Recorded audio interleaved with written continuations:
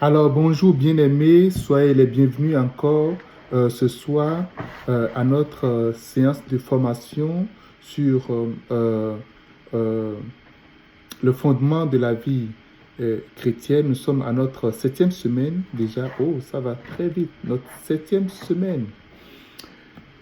Est-ce que vous pouvez baisser la tête, on va prier. Nous te bénissons, Seigneur, pour cette 7e semaine qui euh, est une très belle semaine pour nous. D'ailleurs, nous te sommes reconnaissants pour cette formation. Nous prions que tu nous parles et que tu ouvres les portes de nos entendements afin que nous puissions comprendre ce que tu nous enseignes. Merci Seigneur, au nom de Jésus. Amen. Alors, nous avions vu la semaine passée la parole, ce que c'est que la parole, que notre vie chrétienne doit être basée sur la parole et pas n'importe quelle parole. La parole de Dieu. Et cette parole qui a existé au commencement doit être notre base sur laquelle nous allons poser notre vie spirituelle, notre vie chrétienne. Ça doit être basé sur la parole de Dieu. Et lorsque c'est basé sur la parole de Dieu, nous avions une lumière sous nos pieds. Nous savons que Dieu veille sur sa parole pour l'amener en accomplissement. Nous savons aussi que sa parole est esprit et vie. Et nous avons aussi appris que la parole de Dieu guérit. Le prochain fondement, ou cet élément sur lequel nous allons poser notre vie et qui est indispensable, c'est la foi. Je voulais d'abord vous dire que ce n'est pas par ordre. Tout vient à la fois. Ils ne sont pas séparés. Tout est ensemble. C'est comme on fait un béton. On ne peut pas séparer l'eau, le fer, le sable, le ciment, le gravier. Tout est ensemble. C'est un mélange. Donc, aujourd'hui, nous allons voir la foi. C'est quoi la foi? La définition de la foi, Hébreux 11, verset 1, dit: Or, la foi est une ferme assurance des choses qu'on espère, une démonstration de celles qu'on ne voit pas. Cela veut dire quoi? La vie chrétienne est basée sur quelque chose que nous espérons et que nous ne voyons pas. Hébreux 11, 6 dit: Or, sans la foi, il est impossible de lui être agréable, car il faut que celui qui s'approche de Dieu croit que Dieu existe. Si tu t'approches de Dieu, tu viens à l'église, tu dois croire que Dieu existe. Tu dois croire que Dieu existe. Si ta vie n'est pas fondée sur ça, je vais te dire que tu n'as pas ta place ici. Tu dois savoir que Dieu existe. Oh, Dieu existe. Où est-ce qu'il est? On ne le voit pas. Oui, on ne le voit pas. Et c'est ça, en fait, l'essentiel de la foi. Des choses qu'on espère. La démonstration de ce qu'on ne voit pas. Nous ne voyons pas Dieu. Et nous devons savoir que notre vie chrétienne doit être basée sur la foi.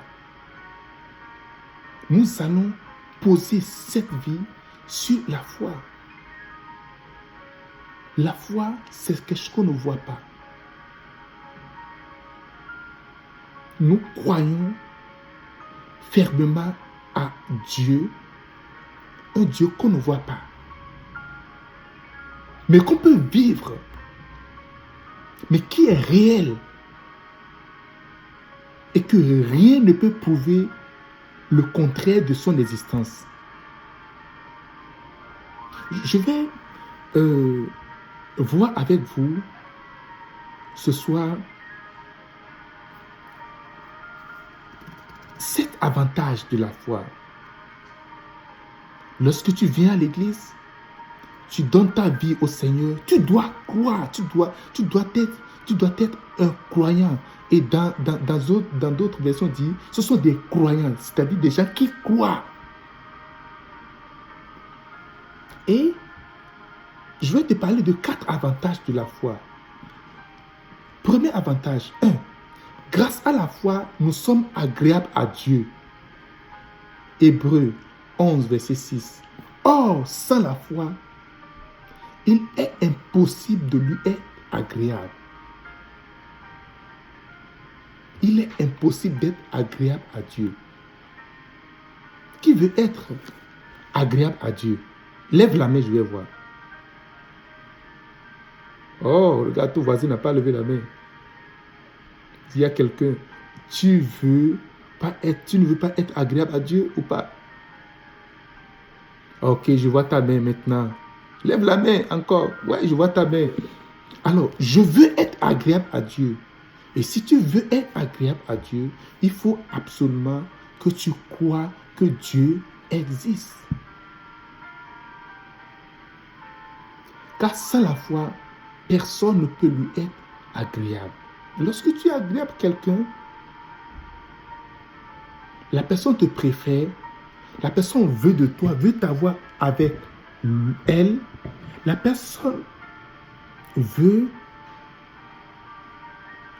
être toujours en contact avec toi, la personne veut te faire toujours du bien.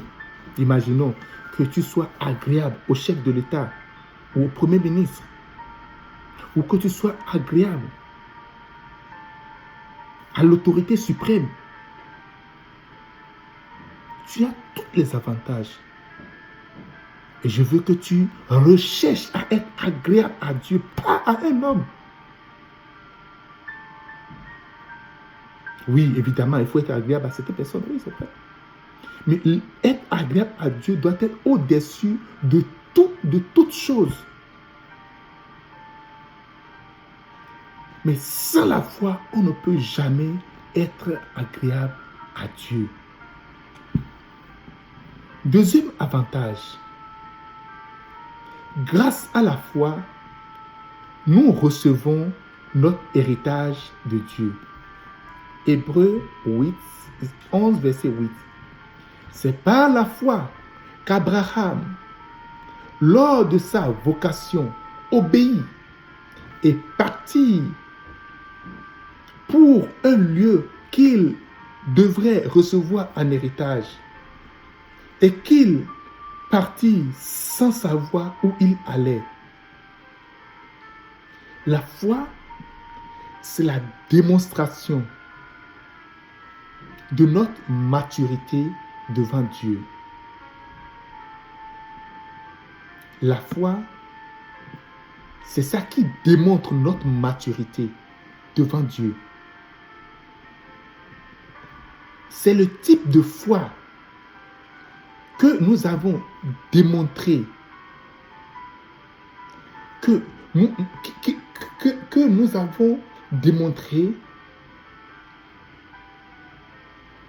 au Seigneur pour montrer notre maturité spirituelle. Ton âge spirituel, ce n'est pas le nombre d'années que tu passes à l'église. Oh, moi je suis chrétien, ça fait déjà 25 ans. Je suis né de nouveau. Ça fait 45 ans. Mais toi, tu es né depuis quand? Oh, tu es petit. Ah, ben c'est bien. Non. Montre-moi ta foi. Et je te dirai si tu es petit ou tu es grand. Ta grandeur dans le Seigneur est déterminée pas la qualité et la grandeur de ta foi. Galates chapitre 4, verset 1. La Bible dit, Galates chapitre 4, verset 1. Or, aussi longtemps que l'héritier demeure enfant, soumis demeure, je dis qu'il ne diffère en rien d'un esclave, quoi qu'il soit maître de tous. Pour avoir des choses, certaines choses de Dieu, il nous faut démontrer que nous sommes majeurs, que nous sommes grands au travers de notre foi en Dieu. Vous savez, on ne peut pas donner en mariage un bébé, dit voilà, va sous le toit de Marie.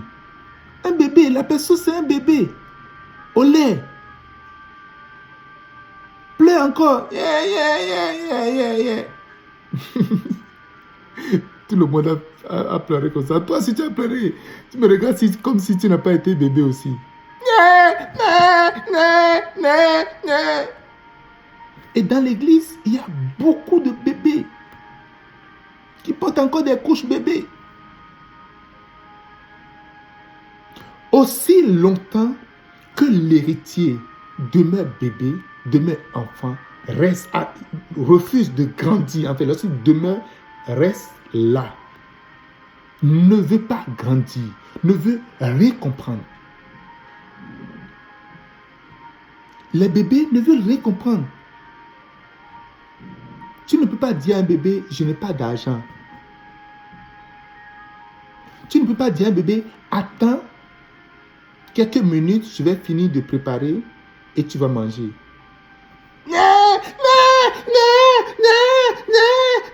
C'est ce que tu vas entendre. Le bébé ne comprend rien, ne veut rien entendre. Tu ne peux pas dire à un bébé, attends-moi. Il faut que pour te donner à manger, il faut que je lave ton assiette, je lave le biberon. Non, lui veut ça maintenant. Il veut pleurer pour l'avoir. Et c'est comme ça que beaucoup de chrétiens sont aujourd'hui. Lorsque on continue de se battre pour que tu arrêtes le péché, tu arrêtes la fornication, l'adultère. Tu dis, oh non, le pasteur là, non. On continue de se battre pour que tu arrêtes de boire.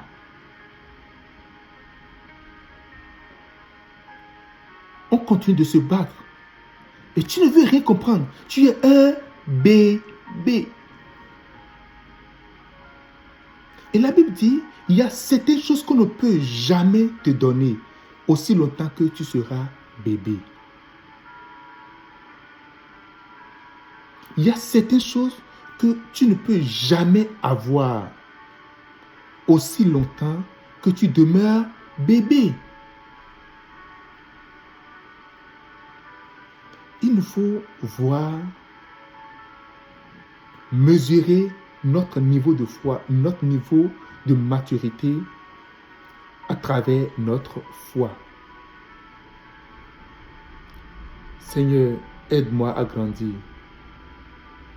Que ce soit ta prière, que ce soit ton désir. Quand tu grandis, là, Dieu peut te donner certaines choses, peut t'apporter dans certaines dimensions données. Et c'est important de ne pas demeurer dans l'église sans grandir. C'est important de décider de grandir, de décider aller à l'étape suivante. C'est très important. Amen. Alors, bien-aimés,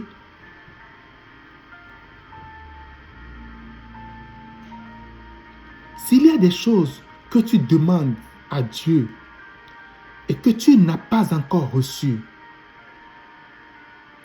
ce n'est pas parce que Dieu ne t'a pas exaucé, Dieu n'a pas entendu ta prière.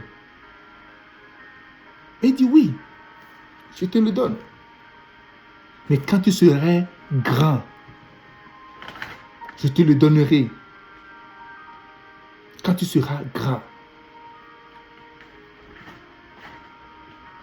Grandir dans le Seigneur requiert une décision. Alors, décide de grandir. Amen. L'autre avantage, troisième avantage que nous allons voir, grâce à la foi, nous recevons la promesse de Dieu. Hébreux, chapitre 11, verset 17.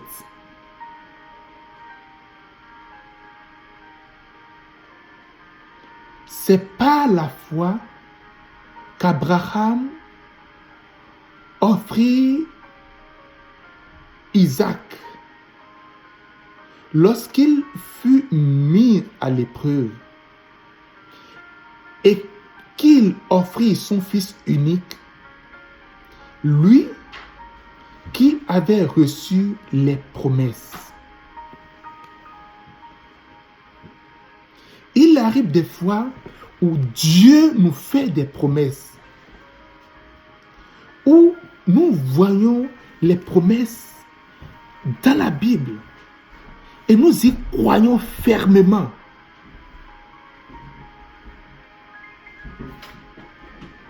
Sachez une chose, si Dieu fait une promesse, il tient toujours à sa promesse.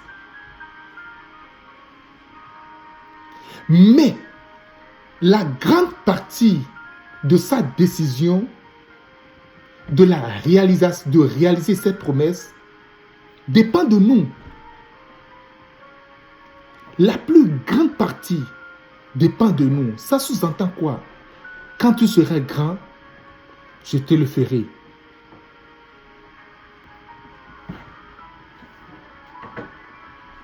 La différence entre ce que Dieu fait aux chrétiens et aux non-chrétiens se situe au niveau de la foi.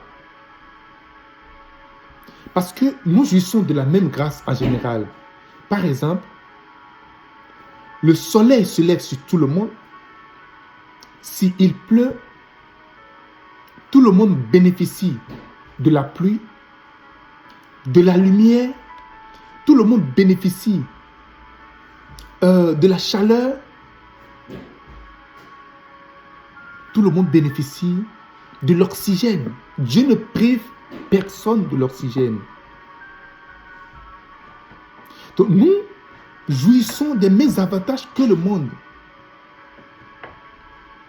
Et si nous allons juste jouir de ces avantages seulement, uniquement, quelque chose ne va pas avec nous. Il y a quelque chose qui ne va pas.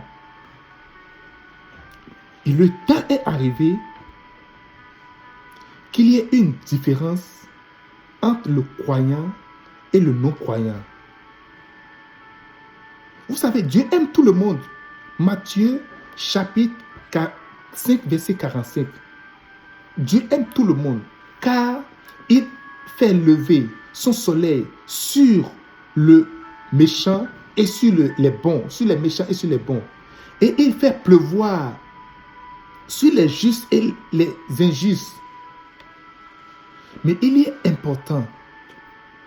a une importante chose qu'il faut retenir. Et cette chose, je vais vous le montrer. Écoutez, regardez ceci. 1 Corinthiens, chapitre 2, verset 9. La Bible dit, 1 Corinthiens 2, verset 9. Mais comme il est écrit, ce sont des choses que l'œil n'a point vues, que l'oreille n'a point entendues, et qui ne sont point montées au cœur de l'homme. Des choses que Dieu a préparées pour ceux qui l'aiment. Frère, sœur, il faut savoir une chose. Il y a des choses que Dieu a préparées à ses enfants. Dieu aime tout le monde est créature de Dieu, mais tout le monde n'est pas enfant de Dieu. Vous savez, la Bible dit qu'à tous ceux qui l'ont reçu, elle a donné le pouvoir de devenir enfant de Dieu. Donc, lorsqu'on reçoit Christ, on reçoit le Seigneur, on reçoit la parole, elle nous donne le pouvoir de devenir enfant de Dieu. Ok? Et ceux qui aiment Dieu, il y a une bénédiction. Dieu a en réserve quelque chose de précieux pour toi. Toi qui m'entends, Dieu a quelque chose de précieux pour toi. Dieu a quelque chose de précieux pour toi. Et pour que tu reçoives cette chose qui fait la différence entre toi et ceux qui ne connaissent pas le Seigneur Jésus, il faut avoir la foi. Il faut développer cette foi. Abraham a développé cette foi. Il croyait et il savait que tout ce qu'il a reçu, il l'a reçu de Dieu et il retourne cela à Dieu quand Dieu lui a demandé cela. Dieu lui a fait une promesse. Le fils unique, Isaac. Il a reçu Isaac. Et Dieu lui a dit, tue-moi cet enfant en sacrifice. Sans hésiter, il n'a consulté personne.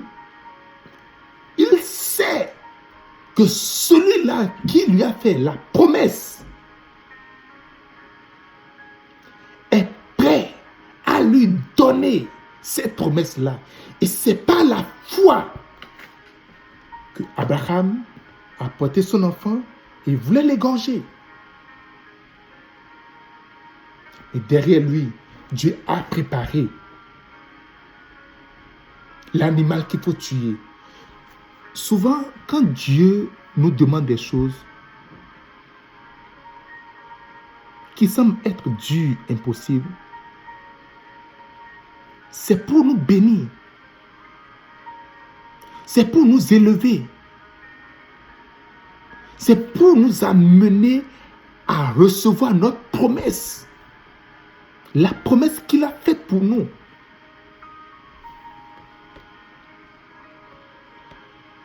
Que quelqu'un dise Amen. Il y a des gens, c'est difficile pour eux de sortir l'argent, de faire une offrande à l'église. C'est difficile pour eux de répondre à un besoin d'un frère ou d'une sœur. C'est très compliqué pour eux. Mais lorsque Dieu te demande, il faut avoir cette foi de savoir que c'est lui qui est le rémunérateur, c'est lui qui va te donner cette promesse qu'il t'a faite. Alors, l'autre avantage, quatrième avantage, grâce à la foi, nous obtenons un témoignage favorable. Hébreux 11, 2. Pour l'avoir possédé, c'est-à-dire la foi, les anciens ont obtenu un témoignage favorable. Abraham, père de la foi, a reçu un témoignage favorable.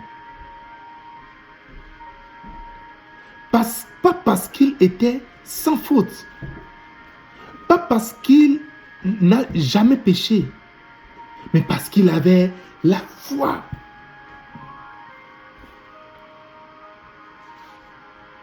Alléluia. Parce qu'il avait la foi. Il faut qu'il y ait un témoignage favorable. Il faut qu'il y ait un témoignage favorable à ton encontre. Il faut que Dieu témoigne de toi. Et lorsque tu as un témoignage favorable, tout est favorable autour de toi. Dieu rend tout favorable pour toi. Pas la foi. Ce n'est pas par les œuvres.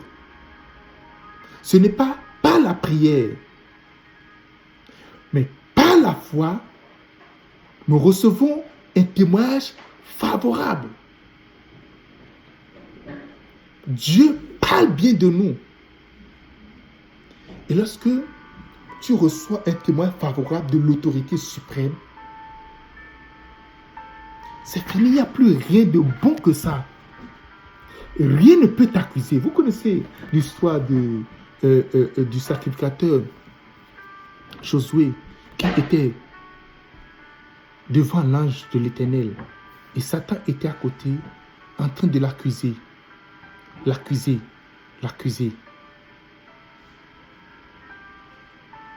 Et pendant que Satan l'accusait,